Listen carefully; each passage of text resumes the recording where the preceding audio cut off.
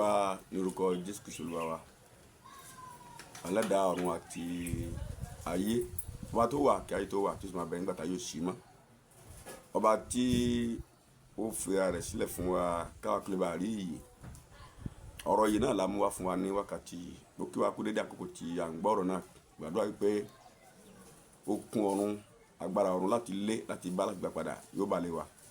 Tẹ àwọn nǹkan wọn ni tó jẹ́ ẹ̀tọ́ wa nípa tara Olúwa yóò fún wa. Àwọn nǹkan wa tó jẹ́ ẹ̀tọ́ wa nípa tẹ̀mí kò ní bọ́ mọ́ wa lọ́wọ́ orúkọ Jésù Kristi Olúwa wa. Ohun tí mo mú tọ̀ wá lónìí la pè ní àjíǹde ti ara. Gbàtà sí ìwé Bíbélì wa sínú Kọ́ríńtì kìíní orí 15 láti ẹsẹ̀ mọ́kànléníọgbọ̀n. 1 Corinthians 15:31. Ó ní mo sọ nípa ayọ̀ tí mo ní lórí yín nínú Kristi Jésù Olúwa pé èmi ń kú lójoojúmọ́. Pọ́sípọ̀ ní kí a wí bí ènìyàn. Mo bá ẹranko jà ní Éfésù, àǹfààní kí ó jẹ́ fún mi. Bí ó bá ṣe pé àwọn òkú kò jíǹde, ẹ jẹ́ ká máa jẹ ká sì máa mu, ọ̀làlẹ̀ àwọ̀ ṣáà kú. Ẹni pé àwọn tó bá gba Bíbélì gbọ́ tó sì gba àwọn ọ̀rọ̀ inú rẹ̀ gbọ́, Àpọ́sítélì Paul jẹ́ kó ṣí wa lójú. Bí èèyàn bá ti jẹun tó lẹ́mìí Ọlọ́run yóò mọ̀ pé gbogbo ohun tá a gbé kalẹ̀ yìí àṣẹ ìwé mímọ́ tó ní ìgbékalẹ̀ pẹ̀lú ọ̀rọ̀ Ọlọ́run ni. Ìbá yìí pé kò sí pé ìyà nípa ikú kan ń bẹ àbí àjíǹde ara kan ń bẹ, kó ká ló mọ̀ ṣe tó wù. Akọ ilé bá lè abálé lówó ká kọ́ lójú omi, tá a bá lè láǹfààní kan ká lọ kọ sójú òfurufú. Àpèjọ kan àṣà jẹ́ àṣà mu àṣà kù náà ni. Ṣùgbọ́n kò rí bẹ́ẹ̀. Ìrètí ìyè fáwọn tí ó gbàgbọ́ ìyà nípẹ̀kun ni. Ó ní kí a má tàn yín jẹ, ẹgbẹ́ burú ba ìwà rere jẹ́. Ẹ jíjẹ òdodo kí ẹ sì má dẹ́ṣẹ̀ nítorí àwọn ẹlòmíràn kò ní ìmọ̀ Ọlọ́run. Mo sọ èyí kí ojú kí ó lè tì yín.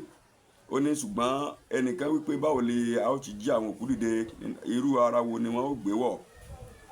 Ìwà aláìmọye ohun tí ìwọ fúrúgbìn kì í ṣe bí kò ṣe pé ó bá kú, àti èyí tí ìwọ fúrúgbìn ara tí ń bọ̀ kí ìwọ fúrúgbìn ṣùgbọ́n irúgbìn lásán ni, ìbá ṣe àlìkámà tàbí irú mìíràn. Ṣùgbọ́n Ọlọ́run fún lé ara bí ó ti wù ú àti fún olúkúlùkù irú ara tirẹ̀. Gbogbo ẹran ara kì í ṣe ó ń gbìyànjú sọ oríṣiríṣi ara tó wà. Tẹ́ bá wo àwọn nǹkan tó ń gbénú omi gan inú rẹ̀ lè jọ àwọn bí ejò, àwọn fàyàfà wà. Àwọn nǹkan tó ní bí alábàáhùn wà tó oríṣiríṣi àwọn nǹkan bẹ́ẹ̀ yẹn inú omi náà ń gbé. Aláwọn ejò tó ń gbénú omi, ní ọ̀ọ̀nì tó ń gbénú omi àti oríṣiríṣi ẹja. Ẹran ara wọn yàtọ̀ pátápátá. Àwọn ẹyẹ tí ń fò lójú òfurufú ẹran ara wọn sì kan náà. Àwọn ẹranko tí ń lórí ilẹ̀ wọn sì kan náà. Àwa èèyàn náà bó ti wà lóríṣiríṣi nìyẹn. Ó wá ń jó yé wa pé bí ara ayé ti wà bẹ́ẹ̀ ni ara ọ̀run wà. Ara ayé ọ̀tọ̀, ara ọ̀run ọ̀tọ̀. Ara ayé leléyìí tí ń retí ara ọ̀run. So ara ọ̀run dúró de ara tàrí. Bí ara yìí bá ti lulẹ̀ gbà báyìí, bẹ́ẹ̀ lẹ́mí ó jáde lára rẹ̀ láti gbé ara mi wọ̀. Kò sígbà tá a wà láyé, bá a bá nígbà tó ń sàn wà láyé, tá a bá tún sínú náà àtúnwà náà ni níbi kan nínú ara kan.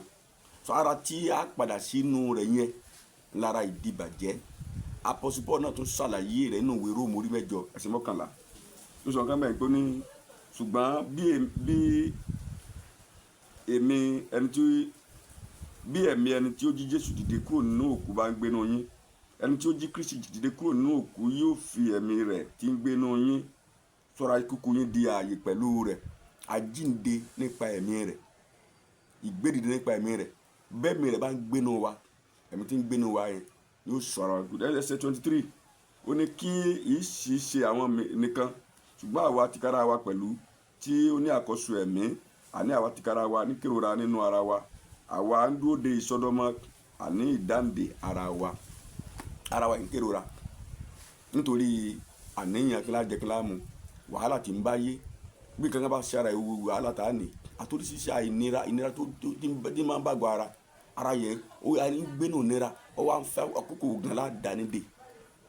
Ara ń kérora nínú rẹ̀ lọ́hùn. Àkókò ládàánídè kó lè bá sinmi kó nù rora.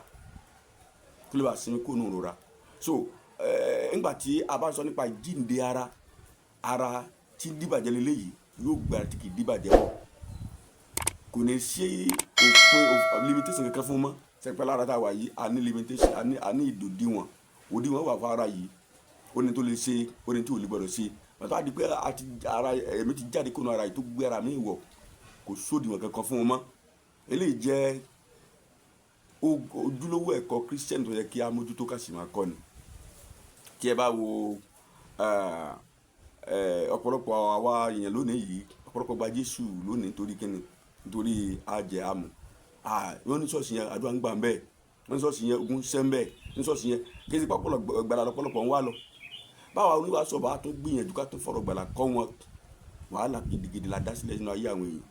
Torí pé wọ́n lè ní gbogbo ayé kára ó tu wọn nínú ayé yìí, ṣùgbọ́n wọ́n á lọ sínú ibi táre títúyàn láéláé. Torí pé ìgbésẹ̀ kan ló wà láàrin ikú àti ìyè. Àti lẹ́nu fún yẹn láti kú lẹ́ẹ̀kan, lẹ́yìn ní ìrìnàjò lóko ní tó ti ṣe tó fi kú yẹn àti sílẹ̀ àti fèdìdì dí. So torí náà bí a bá lè tí ẹ̀mí bá lè bọ́, tí a bá ṣàtúnṣe ọ̀nà wákàtí tó bọ́, yóò gbára mi wọ̀. Aláìgbàgbọ́ lára tí ó gbé wọ̀, onígbàgbọ́ lára tí ó gbé wọ̀, ẹni tó gba Jésù lára tí ó gbé wọ̀, ẹni tó la Jésù lára tí ó gbé wọ̀, ṣùgbọ́n ààyè wọn lọ́tọ̀ọ̀tọ̀. Àwọn tó gba Jésù gẹ́gẹ́ bí Olúwa tó lùgbàlà wọn, bí Jésù ti jíǹde, á jí wọn dìde, wọ́n lọ bá Jésù. Àwọn tí ò gba Jésù, àwọn náà lára ti wọn, torí pé kì í kú. Tọ́wọ́ pé bóyá Ọlọ́run ìjọba Ọlọ́run ni tá a bá gbára ẹ lọ́bẹ̀, yẹn ni pé àárẹ̀ ọba àjọ kan tí ó kú náà ni, yóò tún mọ ṣàìsàn, á tún mọ ní lára.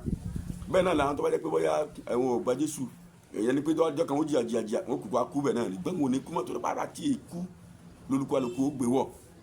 Eléyìí ni ìrètí, eléyìí ni ayọ̀ tó jẹ́ ayọ̀ ọmọ Ọlọ́run kọ̀ọ̀kan. Bí Jésù ti jẹ́ àpẹẹrẹ fún wa nígbà tó jíǹde, ọ̀pọ̀lọpọ̀ àwọn yẹn lórí àwọn ní Jerusalem, wọn kú mìíràn kan tó jíǹde pẹ̀lú rẹ̀, bẹ́ẹ̀ ni yóò rí fáwa náà, yóò bẹ̀rẹ̀ lórí fáwa náà. So kí wàá ní ìrètí ọmọ Ọlọ́run nígbà tí ìwé Apostle sọ fún wa ní ìwé Tẹsalóníkà kìíní orí 4, ẹ bá wo gbogbo ẹsẹ̀ tí ń bẹ níbẹ̀ yẹn, ó ń sọ nípa bá ti lọ pàdé Jésù nígbà tí ìpè bá dún. Ọwọ́ aláwọ̀ ta ti sọ àwọn èèyàn nù, aya, ọkọ, ọmọ, òbí, ọ̀rẹ́, àwọn pásítọ̀, àwọn tí a gbẹ́kẹ̀lé, àwọn tá a gbàgbọ́ nínú wọn, àtàwọn akọni ìgbàgbọ́. Ó ní ká mọ̀ sí ṣàlàyé láyọ̀ bá àwọn tí ò nírètí, tí wọ́n sunkún tí wọ́n fẹ́ tún ṣe ra wọn ní nǹkan. Ó ní ká máa fi kan ìtura wa nínú, ká máa gbéra ká máa gbà wá níyànjú. Kò wá rí bẹ́ẹ̀ bí. So ara ní Olúwa, kí ni yóò ṣẹlẹ̀ sí ara wa? Ara tí ó gbé àìkú wọ̀ yìí níbo ni ó yọjú sí? Ìgbé ayé inú Jésù onírètí fún ara ìkú nínú ìjọba Ọlọ́run. Bí a bá kọ Jésù, ìwé Sáàmù orí 2 ẹsẹ̀ 12, ó ní ká fi ẹnu kọ́ ọmọ lẹ́nu kó má bàa bínú. Ìbínú tá ara yìí nǹkan kékeré ni, tí ìbínú ọ̀run àpáàdì bá bẹ̀rẹ̀, kò sẹ́ni tí ó kọ Jésù gangan ò ní gbà mọ́ ńgbà náà, kò ní sẹ́ni mọ́ ńgbà náà tí ó túyàn nú. Ó ń rọ̀ wá lákòókò yìí ká fi Jésù s'Olúwa, kí ara ìkú kó lè wá jẹ́ ara sí yíyà ìnípẹ̀kun, kì í ṣe sí ìyà ìnípẹ̀kun. Olúwa yóò ràn wá lọ́wọ́. Bí a ti ń fi irú ọ̀rọ̀ báyìí pèsè ọkàn wa sílẹ̀ fún Kristi, a tún fẹsẹ̀ rẹ̀ múlẹ̀ fún wa wípé ní Bíbélì sọ nípa àjíǹde òkú, orí bẹ́ẹ̀ Jésù sì nìkan ní ọ̀nà àbáyọ. Olúwa yóò ràn wá lọ́wọ́. Ohun wòlíì jẹ́ mọ̀ pé tẹ́lẹ̀ lẹ́yìn gbọ́, Olúwa kó ràn wá lọ́wọ́. Orúkọ Jésù kò lára rẹ̀. Wọ́n ní títán ní kan eégún, wọ́n ní títán ní àká eégún, ọmọ alágbá náà yóò yàn ká jẹ inú ayé àmọ́ pé títán yóò dé bá tó wá dé bá ń bọ́ láyé ojú sí. God bless you.